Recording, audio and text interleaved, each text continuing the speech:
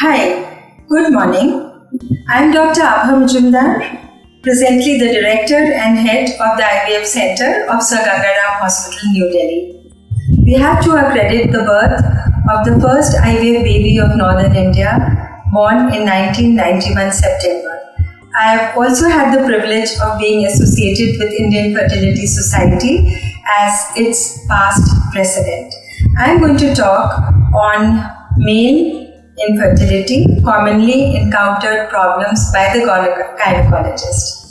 I would be providing simple answers to problems which we see in our day-to-day practice and mainly depend on the semen analysis report for providing treatment answers.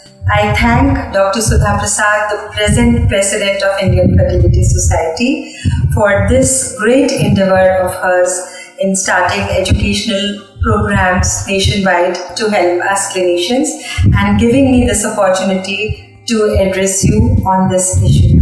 I also thank DocMode for providing a platform for this educational endeavor of IFS and Zydus for giving us logistic supports for this educational program. So see you on Tuesday, 12th of May, 3 p.m.